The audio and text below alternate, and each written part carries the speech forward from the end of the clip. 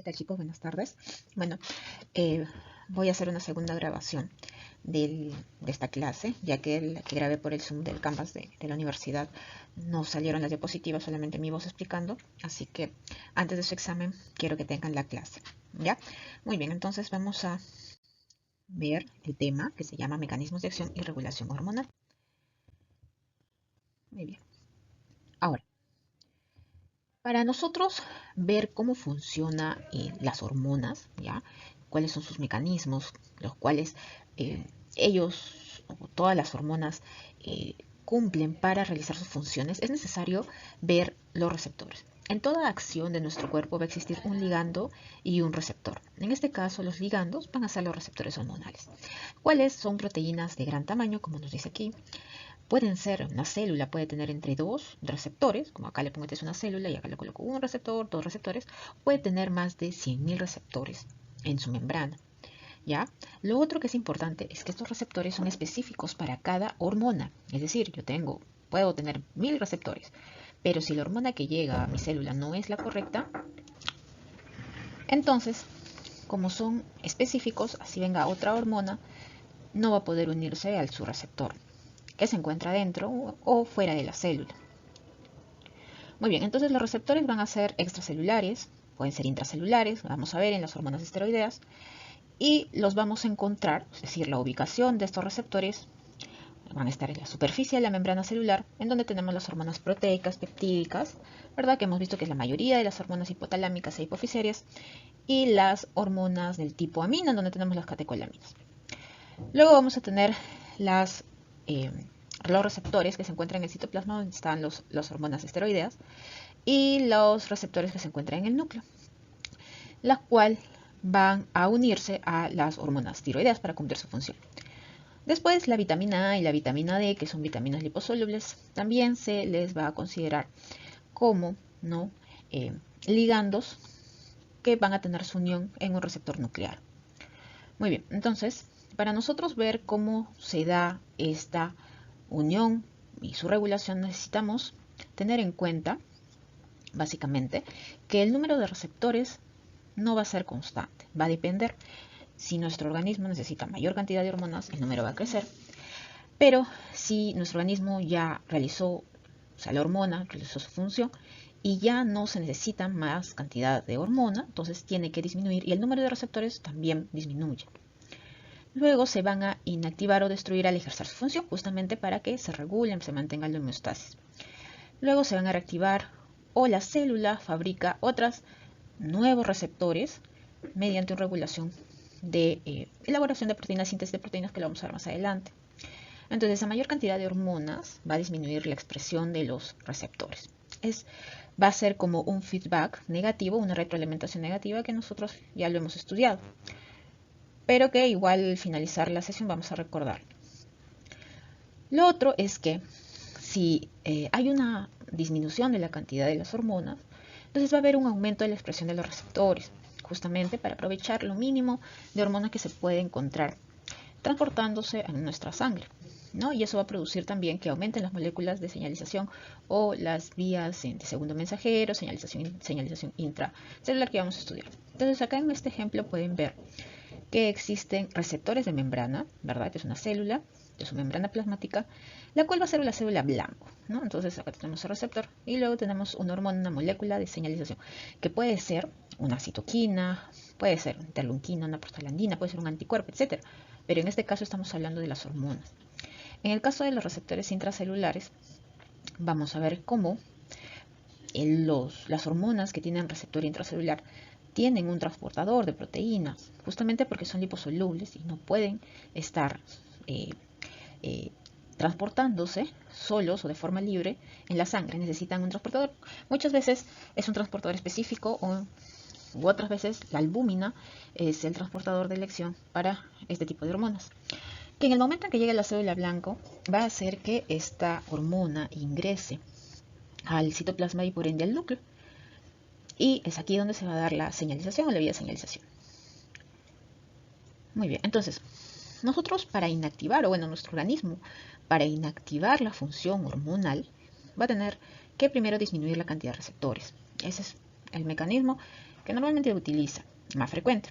Pero también lo que podría hacer es disminuir las proteínas de señalización. La otra forma es el secuestro temporal de los receptores. Es decir, en el momento en que ya no se necesita, lo secuestra, lo coloca en vesículas y cuando lo va a necesitar, nuevamente los expresa. Luego vamos a tener la destrucción de receptores por lisosomas. Esos generalmente se va a dar en receptores que se encuentran en el citoplasma. Y una menor producción de estas. Muy bien. Entonces, muchas hormonas van a activar receptores que se regulan de manera directa o indirectamente tras proteínas efectoras, como enzimas o los canales iónicos. Entonces, vamos a ver que los tipos de acción de los receptores hormonales, en este caso, va a haber una señalización intracelular. ¿Qué quiere decir una señalización intracelular? Que en el momento en que la hormona se une junto a su receptor, entonces eso va a traer una cascada, ¿ya?, para la síntesis de proteínas, pero para eso se necesita una vía de señalización, porque lo que se necesita en este aspecto es poder activar al ADN. Entonces, desde la parte de la membrana celular hasta la parte del núcleo, va a haber, ¿no?, una distancia. Entonces, para que se pueda realizar esta activación del ADN, va a activarse señales intracelulares. Una de las formas para la señalización intracelular va a ser los receptores unidos a canales iónicos, que podemos ver en este esquema, donde tenemos un canal. Bueno, esta es la membrana celular. Acá ustedes van a poder ver el canal. Y este canal va a tener un sitio de unión de la molécula señalizadora, que en este caso va a ser la hormona, y por el plasma, por la sangre, van a estar las moléculas o los iones, ¿no?, para que puedan ingresar. Sin embargo, si este canal se encuentra cerrado, no van a poder ingresar. Entonces, lo que se necesita es que esta molécula señalizadora se una a su sitio de unión. Eso hará que el canal se abra y los iones pueden ingresar y así puedan despolarizar a la célula. Luego vamos a tener la forma en que los receptores hormonales que se han unido a su ligando activen a la llamada proteína G. Aquí está. En este esquema nosotros podemos visualizar la membrana celular, ¿verdad?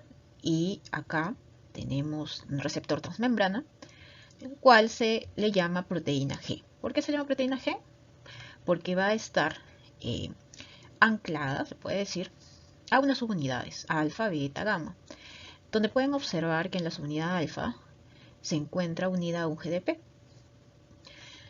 Este GDP, o guanidín difosfato, ya, cuando se encuentra como GDP, hace que la proteína G se encuentre inactiva. Pero ¿qué sucede cuando una hormona se une a su receptor, que es la proteína G? Lo que va a hacer es que este GDP se fosforile y se transforma en GTP, o sea, una guanidín trifosfato. Cuando se convierte a un GTP, lo que hace es que esta unión alfa se separe de la gamma y de la beta, y esta alfa se une a otra proteína transmembrana, que es la adenisciclasa.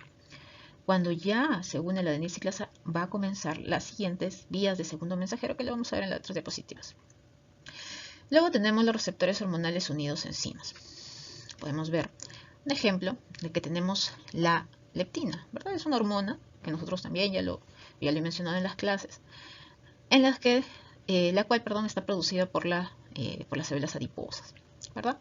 Entonces, estos receptores de leptina se van a unir a sus receptores y van a activar las vías de señalización enzimática que se llaman JAK-STAT, ¿ya? O JAK-STAT3, como ustedes quieran llamarlo. Pero estas se encuentran fosforiladas, se pueden ver acá, ¿no? Cuando están con una P es porque se encuentran fosforiladas. Y al encontrarse fosforiladas, la JAK2 va a activar al STAT3, ¿no? Y eso va a producir que este STAT3 viaje hacia el núcleo celular y active al ADN, active al gen. Y eso produzca la formación de nuevos enzimas o también a la formación de diferentes proteínas. ¿Ya? Esa es otra forma. Lo otro es que se dé que los receptores hormonales intracelulares activen genes. Y eso se va a dar principalmente en las hormonas lipofílicas y en las hormonas que están derivadas de la tirosina, como por ejemplo la tiroxina. ¿Ya? Entonces van a ingresar, se van a unir a su receptor citoplasmático y esto en caso de las esteroideas. ¿Ya? Luego el receptor, como se encuentra en el citoplasma, va a ingresar junto con la hormona, perdón, y estos se van a unir a una parte del ADN, ¿ya? Que nosotros le vamos a llamar elemento de respuesta a la hormona. Y esta activación del genoma, del gen, va a hacer que se produzca un ARN mensajero y se dé la traducción de las proteínas, ¿no? Entonces, esta es otra forma de que se dé la síntesis proteica. Muy bien, este es un resumen que lo coloqué para que se den cuenta de las diferencias. ¿Ya? Acá tenemos un receptor de membrana de proteína G, ya que ya hemos visto cómo se activa, el vinculado a enzimas. Acá tenemos sus fósforos, ¿verdad? Y ya que está, no se olviden. Y acá tenemos sus canales iónicos. Bueno, entonces nosotros vamos a ver ahora que existen tipos de acción de los receptores hormonales. Entonces, la acción de una hormona va a comenzar con la unión de su receptor específico, ¿ya? Obviamente que esa unión se va a dar en la célula, ¿no? Entonces, si es que una célula no tiene receptores para esa hormona, no se va a desatar ningún tipo de vía de señalización. Pero cuando los receptores se unen a sus hormonas específicas, se va a dar los mecanismos de segundo mensajero, ¿ya? Entonces, ahora, en estos mecanismos de segundo mensajero vamos a tener la vía del AMP cíclico, donde acá en esta lista, chicos, ustedes pueden observar hormonas que utilizan el sistema de segundo mensajero del tipo adenilato ciclasa AMP cíclico. Acá tenemos a la angiotensina 2, a la calcitonina, a las catecolaminas, pero viendo, ¿no?, quiénes son las catecolaminas, la adrenalina, la noradrenalina, pero con su unión en los receptores tipo beta. Hay que recordar que las catecolaminas tienen receptores del tipo alfa y beta, en este caso son los beta. Luego vamos a tener a la ACTH, el glucagón, el FSH, TSH, CRH, LH, ¿no?, a la hormona paratiroidea también. Entonces, que se den cuenta de que son hormonas del tipo peptídico. Entonces, ¿cómo funciona? Nosotros habíamos visto que la hormona se une, ¿verdad?, a su receptor de proteína G, ¿verdad? Y esta proteína G luego va a hacer que se separe la subunidad alfa de la beta y de la gamma, porque se ha convertido el GDP en una GTP. Entonces, esto de acá se une a la adenilciclasa, ¿verdad? Hasta acá nos quedamos. Ahora, ¿qué sucede después? Sucede que la adenilciclasa lo que va a hacer es que el ATP pierda 2 fósforos y se convierta en AMP cíclico. Esta pérdida de fósforos y conversión de AMP cíclico harán que una proteíncinasa se active, ya de una inactivada se active. Y esta proteíncinasa lo que hace es que a una proteína, ¿no?, la fosforile, ¿verdad? Se une el fósforo y esto va a generar una respuesta celular. La otra forma es la fosfolipasa C. Ahora, en el caso de la fosfolipasa C,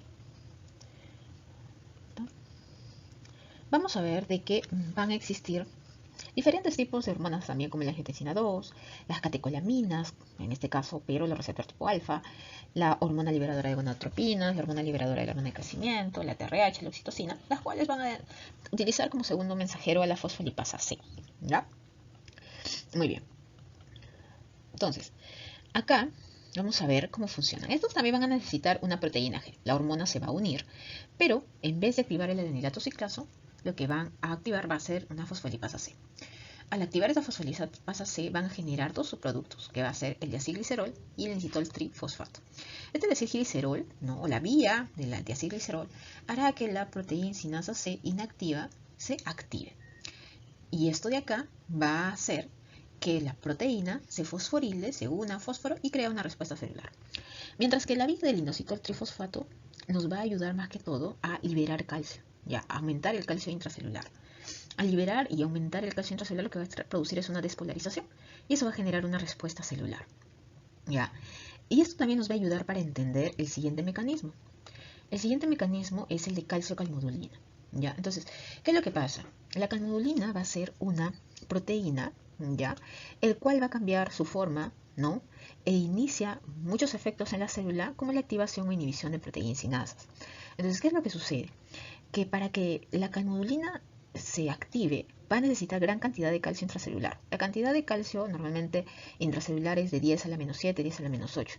Pero cuando queremos activar la calmodulina, tiene que aumentar más o menos de 10 a la menos 6, 10 a la menos 5, para que se una el calcio a la calmodulina. Y eso lo vamos a ver acá.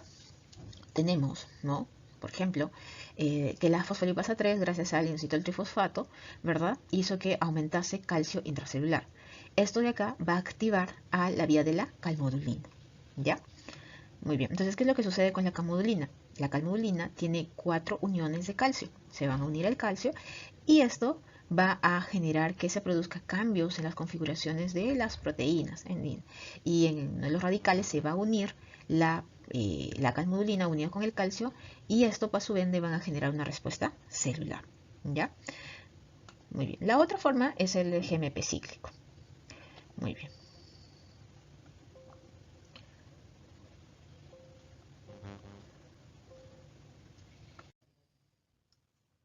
Ahora vamos a tener las hormonas que actúan principalmente sobre la maquinaria genética de la célula. Y acá ya vamos a ver a las hormonas esteroideas, cómo incrementan la síntesis proteicas. Entonces vamos a ver un vaso sanguíneo, ¿verdad? Que en donde está la proteína plasmática unido a hormonas del tipo esteroidea. Estas hormonas esteroideas van a ingresar al citoplasma, ¿verdad?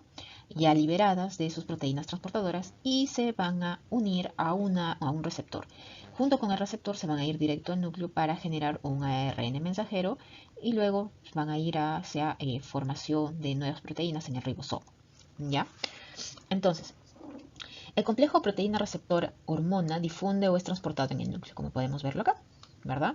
Entonces, la hormona esteroidea difunde a través de la membrana y entra en el citoplasma celular, lo podemos ver acá, donde se une a una proteína receptora específica. Muy bien. Luego nos dice que el complejo se une a regiones específicas del ADN de los cromosomas. Activa el proceso de transcripción de determinados genes y luego se va a dar la formación del ARN mensajero. Y nuevamente vamos a ver acá que se ha formado, ¿verdad? Gracias al ARN mensajero, va a activar a estos ribosomas para la formación de las proteínas. Y es así como se da esta maquinaria. Muy bien. Luego vamos a ver hormonas que actúan principalmente sobre la maquinaria genética, bueno, repitiendo, ¿verdad? Pero son hormonas ya no esteroideas, sino derivadas de la tirosina, son las hormonas tiroideas, que van a aumentar la transcripción de genes en el núcleo celular. Entonces, acá vamos a ver que la hormona tiroidea ingresa a la célula y tiene su núcleo en la parte de tiene su receptor, perdón, en la parte del núcleo. Entonces, se une tanto la hormona tiroidea como su receptor al ADN y esto va a generar un ARN mensajero, el cual va a traducir una proteína. Entonces, se va a activar los mecanismos genéticos para la formación de numerosos tipos de proteínas intracelulares, probablemente 100 o incluso más de estas. Y una vez unidos los receptores intracelulares, ¿ya? Las hormonas, ¿qué pasa? De tipo tiroidea van a ejercer su función durante días o durante semanas. Muy bien.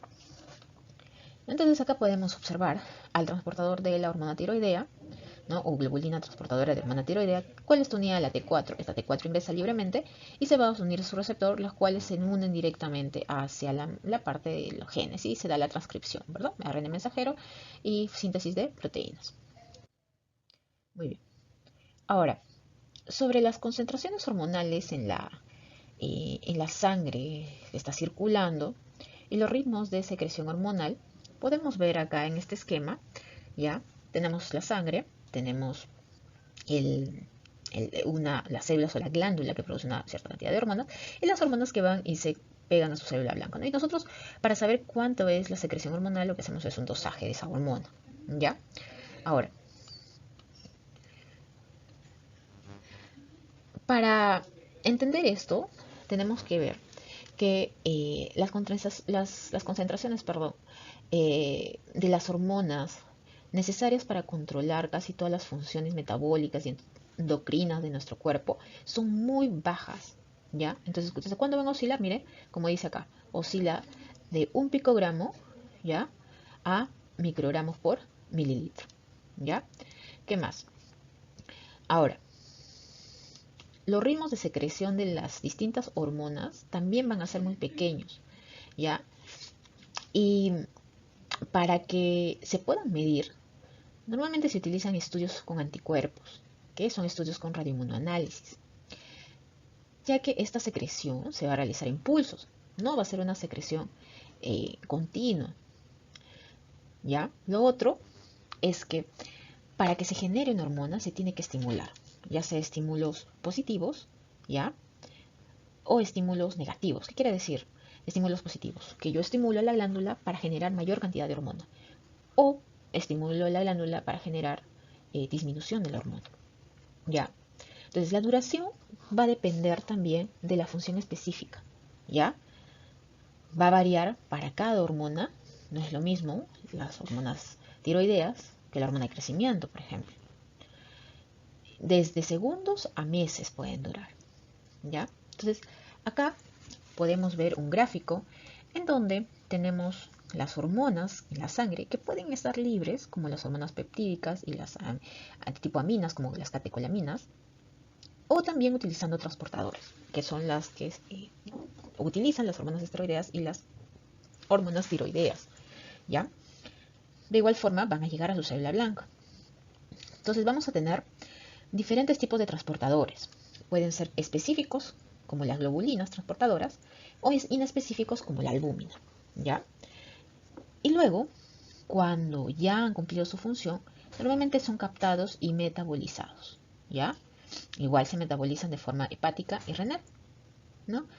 Y luego es así como se determina la vida media, donde van a disminuir, ¿ya? Entonces acuérdense del esquema.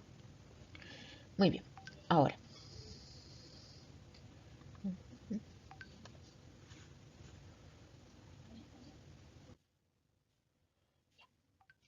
En el caso del transporte hormonal, nosotros vamos a ver que son distintos en los péptidos, las catecolaminas y las hormonas esteroideas y tiroideas, ¿ya? Los péptidos se van a disolver en el plasma, van desde lo capilares al espacio intersticial a las células, como podemos ver en este esquema. Se secretan y luego van a la sangre. En las hormonas esteroideas y tiroideas, por el contrario, circulan unidas a proteínas plasmáticas y libres menos del 10%. Como podemos ver acá, ¿verdad? Tienen que necesitar unas proteínas. Acá dicen libre 1%, pero no, fíjense que es en 10%, ¿ya? Como dice el guide. Acá podemos ver el transporte de las hormonas de forma libre, porque son hidrosolubles, tipo peptídicas y catecolaminas, pero cuando no son hidrosolubles, como las hormonas esteroideas, necesitan un transportador, el cual en el momento en que ya van a entrar a su célula blanca, recién sueltan ese transportador, ¿no? Y puede unirse a su receptor de ADN. Y para terminar vamos a hablar sobre la retroalimentación del tipo positiva, negativa y cómo puede variar cíclicamente. Entonces, en el caso de la retroalimentación positiva, ya, nosotros vamos a observar que se da mediante un incremento de las concentraciones hormonales, ¿ya?